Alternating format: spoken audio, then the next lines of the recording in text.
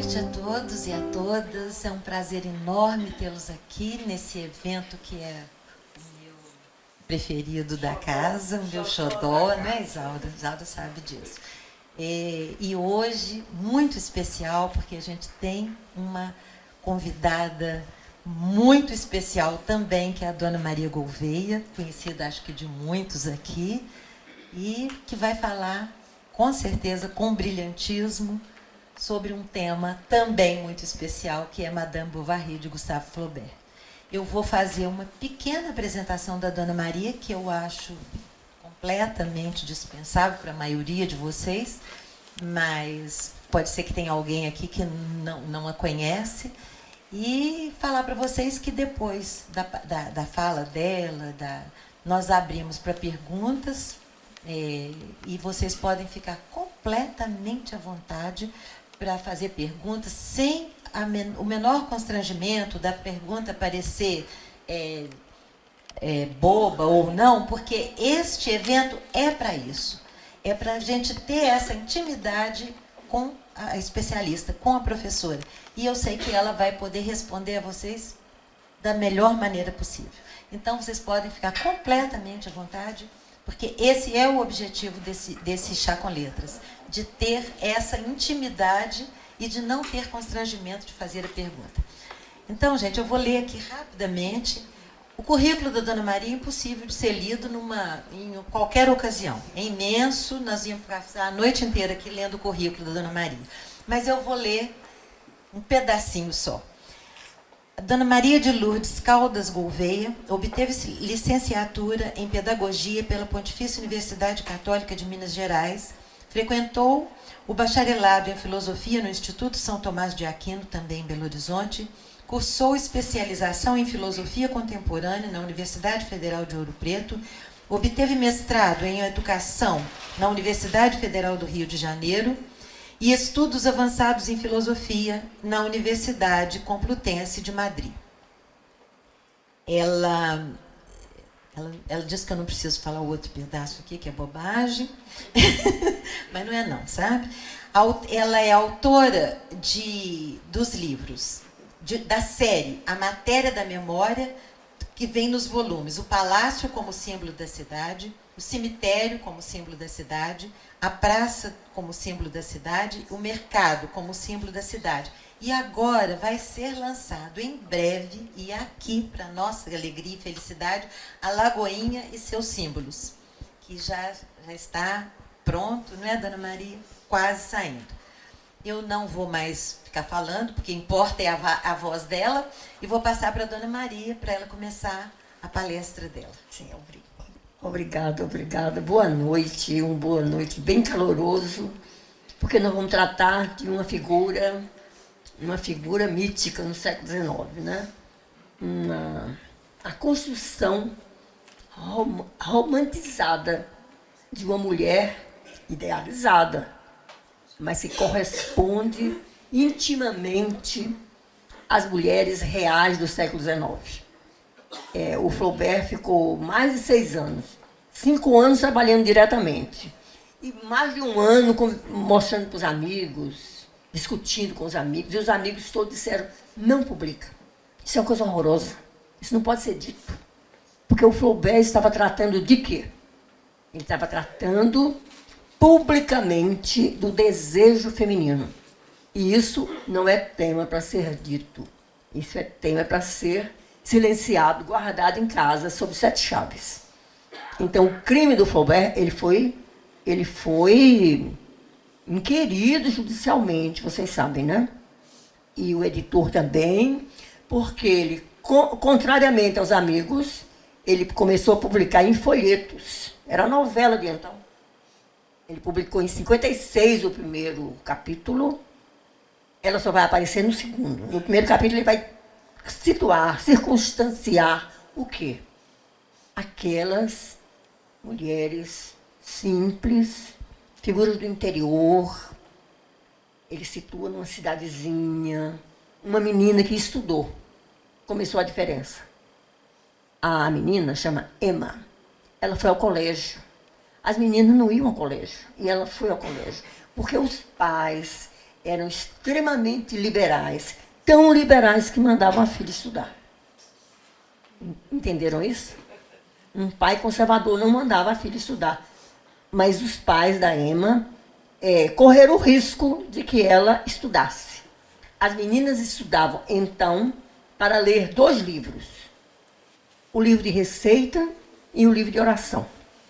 Ela não leu nenhum nem outro. Se alguém insistiu porque ela lesse as receitas da cozinha, ela detestava. E muito menos ela tinha proximidade com a leitura religiosa, uma religiosidade confessional, diminuta, cheia de pequenas obrigações, coisa que a Bovary realmente detestava. E eu peço que a Maria Inês faça a grande pergunta que vai nos conduzir. Pois não, dona Maria. Tá. Tá? Eu queria que a senhora respondesse para nós aqui. Por que ela escolheu a morte e qual é o desejo da Madame Bovary? Por que ela escolheu a morte? Ela tinha outra opção, coitada. Como é que é? Será que ela tinha outra opção naquela hora ali? Tinha opção para escolher a morte ou não? Vivendo aquele momento ali que a gente vive no final do livro. A senhora acha que ela tinha essa opção de largar, sei lá, tudo e começar uma outra vida? Não tem jeito. Eu acho que tinha. Assim, eu acredito Com a nossa visão. que, noutra circunstância, noutro diálogo consigo, ela teria possibilidade de sair. Agora, na realidade, vamos pensar a Bovary que estuda, que vai para a cidade. O que a Bovary quer? O que ela deseja? É uma mocinha nova. O Flaubert não nos passa muito detalhe, mas diz que ela é bonita, ela é atraente, a adjetivação é muito genérica, é bonita, é atraente, ela chama atenção. Só passa pela aparência. Passa pela aparência. Querida, a aparência é a aparência da essência.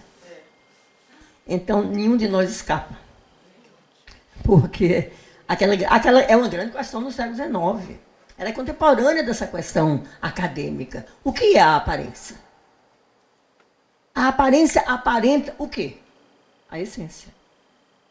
Então, há uma aproximação entre essência e aparência. Se ela aparentava ser uma moça bonita, eu vou usar uma palavra que o Flaubert não usa. Ela era sensual. Ela manifestava, ela aparentava, já que nós estamos usando a dicotomia, ela aparentava uma sensualidade existente, então proibida. Hoje você vê o glamour, isso, aquilo, são variadas palavras que adjetivam essa sensualidade, especialmente a feminina. E hoje é algo muito valorizado, considerado, mas em meados do século XIX, não. Então eu vou aproximar a data.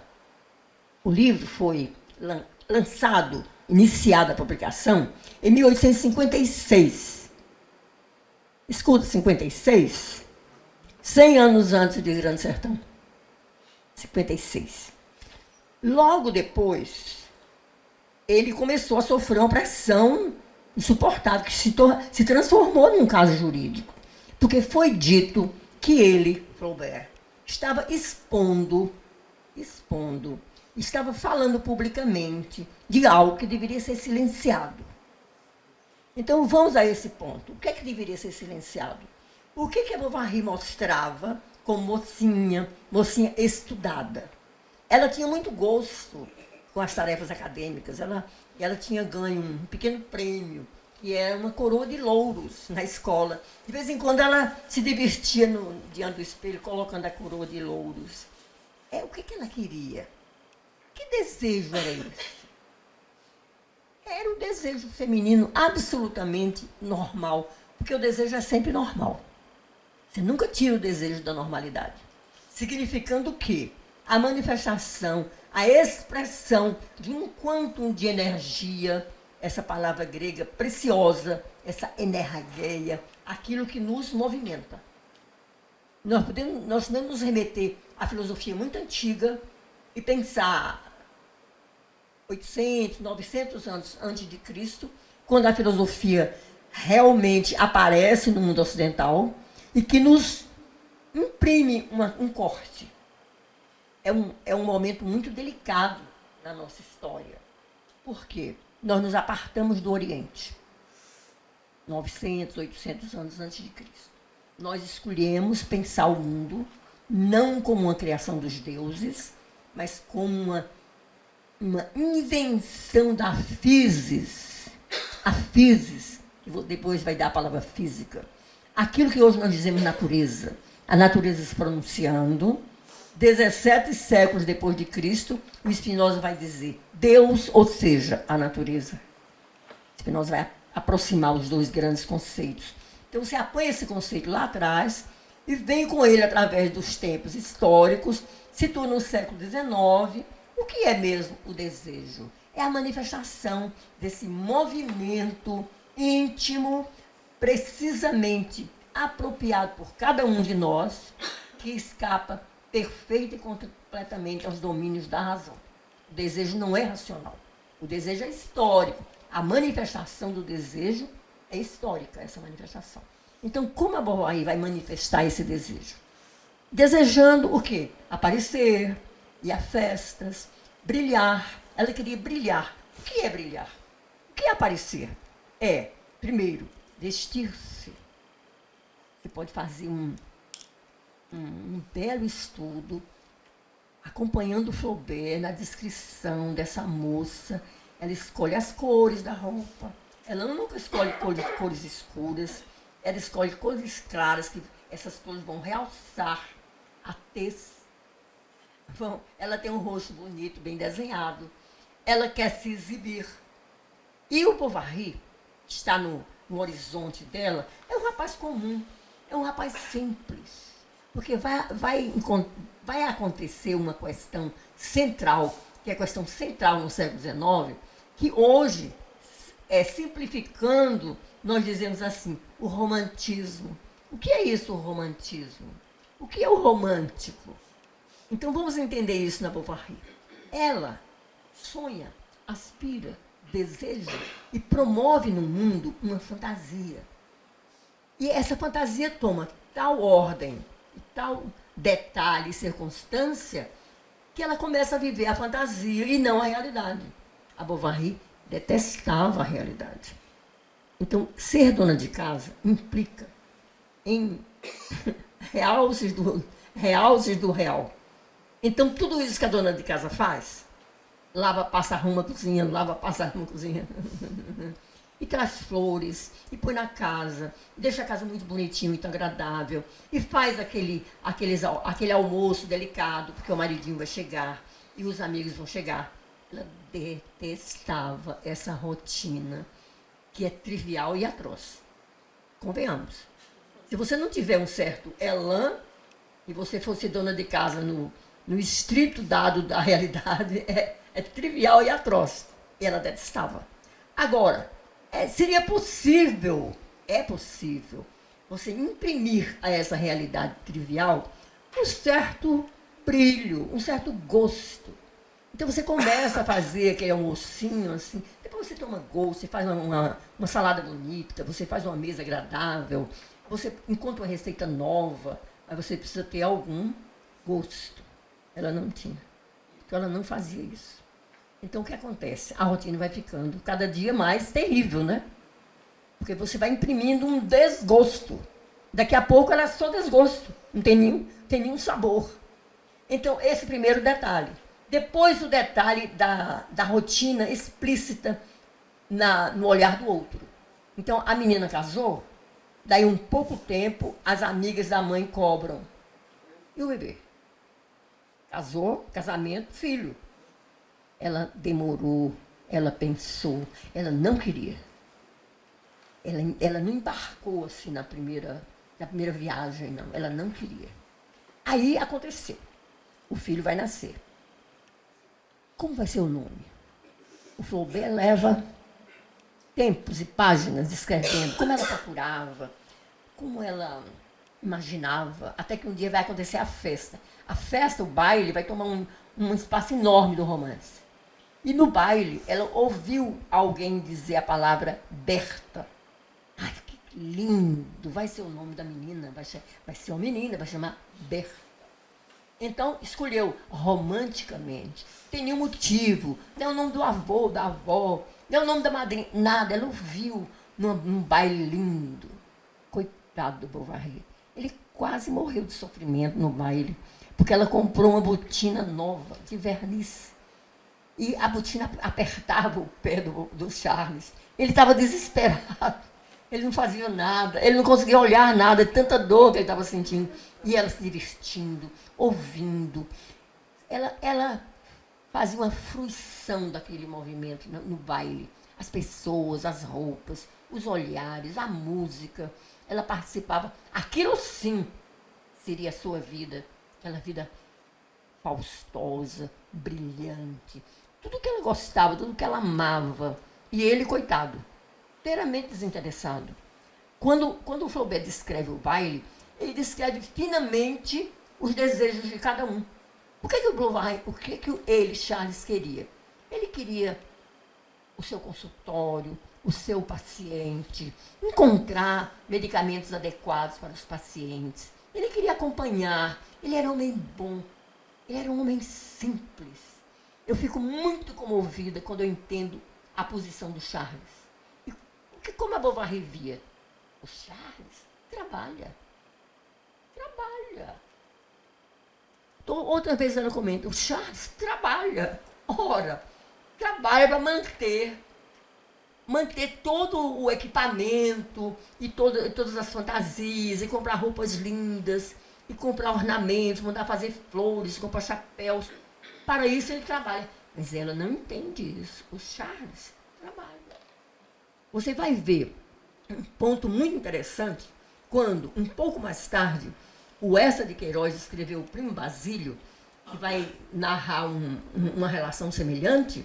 A Luísa, do Primo Basílio, diz do marido, o Jorge trabalha. O Jorge é engenheiro, batalhador, vai construir uma ponte, não sei onde. E ela, o Jorge trabalha. Qual é a novidade? É o trabalho. Se eu tento responder a pergunta que a doutora Maria Inês me faz, por que ele escolheu a morte? E eu vou começar pela segunda pergunta. O desejo. Por que o desejo da Madame Bovary, da Emma Bovary, levou-a à circunstância mortal? Por quê? Então, eu vou tentar entender do início. O que nos movimenta, a cada um de nós, é o desejo. Mas essa leitura do desejo vai ser a leitura iniciada pelo Freud no final do 19 e na primeira metade do 20. Então, quando o Freud nos disser somos seres de desejo, ele estará afirmando que o que nos movimenta e mobiliza é essa energia fundamental, é essa energia básica humana, o desejo.